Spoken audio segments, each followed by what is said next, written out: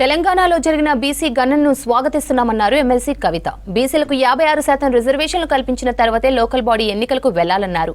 BC గణన నివేదికలో పొందుపరిచిన లెక్కలన్నీ కాకి లెక్కలని విమర్శించారు. కరీంనగర్లో పర్యటించిన కవిత జ్యోతిబాపులే విగ్రహానికి పూలమాల వేసి నివాళులర్పించారు.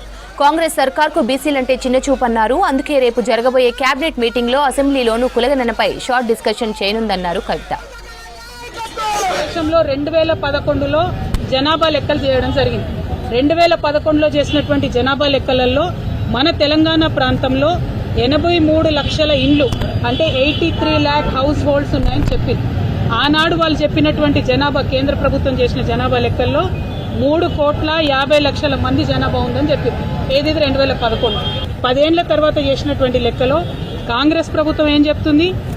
1,15,00,000 ఇండ్లు ఉన్నాయని చెప్తున్నారు. మనకు 11 నుంచి 14 వరకు చేసినటువంటి లెక్కలలోనే సంవత్సరానికి 6 లక్షల కుటుంబాలు పెరుగుకుంటూ పోయినాయి. ఆ లెక్కన చూసుకుంటే ఈ 10 ఏళ్లలో ఎన్ని ఇండ్లు పెరగాలి? కనీసం 60 లక్షల కుటుంబాలు పెరగాలి. ఏమంటుంది నిన్న ప్రభుత్వం? ఎంత బాధ అనిపించిందంటే ఆగమాగం నిన్న రిపోర్ట్ ఇచ్చుకున్నారు. రేపు 4వ తారీఖు నాడు పొద్దున కేబినెట్ పెడతారట. ఎంతసేపు కేబినెట్లో చర్చ? ఇంత పెద్ద విషయం మీద కేవలం గంట సేపు చర్చ. తర్వాత వెంటనే అసెంబ్లీలో ఏం చేస్తున్నారు? షార్ట్ డిస్కషన్, అంటే చిన్న చర్చ, లఘు చర్చ. బీసీల విషయం అంటే అంత మీకు చిన్నగా కనబడుతున్నదా? మీరు చిన్న చర్చ అసెంబ్లీలో పెడితే, లఘు చర్చ పెడితే దానివల్ల ఏం రిజల్ట్ వస్తుంది?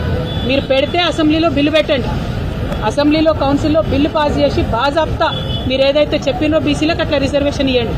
ఎస్సీలు, ఎస్టీలు, బీసీలు, మైనారిటీలు అందరూ కూడా తెలంగాణలో ప్రజాస్వామ్యం ఎక్కువ ఉంటుంది. ప్రజాస్వామ్యవాదులమైన అందరం కూడా బీసీలకు అండగా నిలబడి ఉన్నాం. మీరు చెప్పిన లెక్కలు కాకి లెక్కలని మేము చెప్తున్నాం.